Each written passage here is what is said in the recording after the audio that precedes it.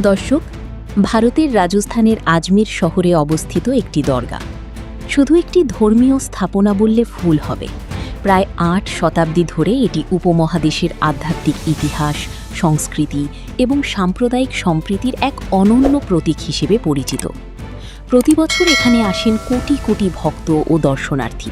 মুসলিম, হিন্দু, শিখ, খ্রিস্টান ধর্ম বর্ণ নির্বিশেষে অসংখ্য মানুষ এই দরগায় শ্রদ্ধা নিবেদন করেন।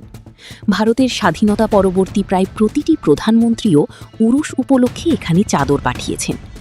কিন্তু সেই ঐতিহাসিক আজমির শরীফ দরগাকেই ঘিরে নতুন করে শুরু হয়েছে বিতর্ক। কিছু হিন্দুত্ববাদী সংগঠন দাবি করছে দরগার নিচে নাকি একটি প্রাচীন শিব মন্দির ছিল। তাদের ভাষ্য অনুযায়ী সংকটমোচন মহাদেবের সেই মন্দির ধ্বংস করে পরবর্তীতে সেখানে দরগা নির্মাণ করা হয়। এই দাবিকে কেন্দ্র করে আদালতে মামলা হয়েছে, তৈরি হয়েছে উত্তেজনা, আর নতুন করে সামনে এসেছে ভারত জুড়ে চলমান মসজিদ মন্দির বিতর্ক। ২০২৪ সালের নভেম্বরে হিন্দু সেনার জাতীয় সভাপতি বিষ্ণুগুপ্ত রাজস্থানের একটি আদালতে পিটিশন দায়ের করেন। সেখানে দাবি করা হয় আজমির শরীফ দরগা প্রকৃতপক্ষে একটি প্রাচীন হিন্দু মন্দিরের স্থানে নির্মিত। আদালত বিষয়টি গ্রহণ করে দরগা কমিটি, সংখ্যালঘু বিষয়ক মন্ত্রণালয় এবং ভারতীয় প্রত্নতাত্ত্বিক জরিপ বিভাগ বা ASIকে নোটিশ পাঠায়। এরপর ২০২৬ সালের শুরুতে আরেকটি সংগঠন, মহারানা প্রতাপ সেনা, পৃথক আবেদন করে দাবি তোলে যে দরগার ভেতরে শিবলিঙ্গের অস্তিত্ব রয়েছে এবং পুরো কমপ্লেক্সে প্রত্নতাত্ত্বিক জরিপ চালানো প্রয়োজন। মামলার আবেদনকারীরা তাদের দাবির পক্ষে বিভিন্ন ঐতিহাসিক সূত্রের কথা উল্লেখ করছেন। তারা অবসরপ্রাপ্ত বিচারক হরবিলাস সারদার ১৯১১ সালে প্রকাশিত একটি বইয়ের উদ্ধৃতি তুলে ধরে বলছেন, দরগার স্থাপত্যে হিন্দু স্থাপত্যশৈলীর কিছু নিদর্শন রয়েছে। তবে ইতিহাসবিদ ও প্রত্নতাত্ত্বিকদের একটি বড় অংশ বলছেন এসব দাবির পক্ষে এখন পর্যন্ত কোনো গ্রহণযোগ্য প্রত্নতাত্ত্বিক প্রমাণ প্রকাশে আসেনি।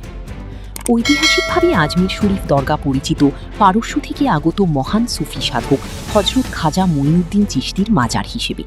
তিনি দ্বাদশ ও ত্রয়োদশ শতকে ভারতীয় উপমহাদেশে সুফিবাদের বিস্তারে গুরুত্বপূর্ণ ভূমিকা পালন করেন এবং ১২৩৬ খ্রিস্টাব্দে ইন্তেকাল করেন। তার মাজারকে কেন্দ্র করে ধীরে ধীরে গড়ে ওঠে বর্তমান দরগা কমপ্লেক্স। এক পক্ষ বলছে ঐতিহাসিক সত্য উদ্ঘাটন করা জরুরি, অন্য পক্ষের যুক্তি শতাব্দী প্রাচীন ধর্মীয় স্থাপনাগুলোকে ঘিরে নতুন করে বিরোধ সৃষ্টি করলে সামাজিক সম্প্রীতি ক্ষতিগ্রস্ত হতে পারে।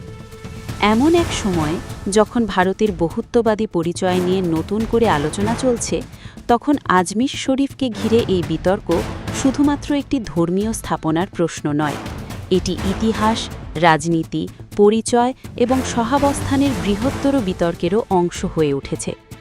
এখন দেখার বিষয় আদালতের প্রক্রিয়া এবং রাজনৈতিক ঘটনাপ্রবাহ শেষ পর্যন্ত কোন দিকে মোড় নেয়। তবে একটি বিষয় স্পষ্ট, ৮০০ বছরের পুরনো এই দরগাকে ঘিরে যে আলোচনা শুরু হয়েছে তা শুধু রাজস্থান নয়, পুরো ভারতীয় উপমহাদেশের নজর কেড়েছে। পরবর্তীতে মোগল সম্রাটদের পৃষ্ঠপোষকতায় এই স্থানের ব্যাপক সম্প্রসারণ ঘটে। বিশেষ করে সম্রাট আকবরের সঙ্গে আজমির শরীফের সম্পর্ক ইতিহাসে সুপরিচিত। বলা হয় তিনি বহুবার পায়ে হেঁটে এখানে জিয়ারত করতে আসতেন এবং দরগার উন্নয়নে গুরুত্বপূর্ণ অবদান রাখেন। কিন্তু ইতিহাসের এই অধ্যায়ের পাশাপাশি বর্তমান ভারতের রাজনৈতিক বাস্তবতায় বিষয়টি নতুন মাত্রা পেয়েছে। কারণ আজমির শরীফকে ঘিরে বিতর্ক কোনো বিচ্ছিন্ন ঘটনা নয় বলে মনে করছেন অনেক পর্যবেক্ষক। তাদের মতে ১৯৯২ সালে বাবরি মসজিদ ধ্বংসের পর থেকে ভারত জুড়ে একের পর এক মুসলিম ঐতিহ্যবাহী স্থাপনাকে ঘিরে অনুরূপ দাবি উত্থাপিত হয়েছে। বারাণসীর জ্ঞানবাপী মসজিদ, মথুরার শাহী ঈদগাহ, উত্তরপ্রদেশের সম্ভলের শাহী জামে মসজিদ সহ আরও বেশ কয়েকটি স্থাপনাকে কেন্দ্র করে আদালতে মামলা হয়েছে।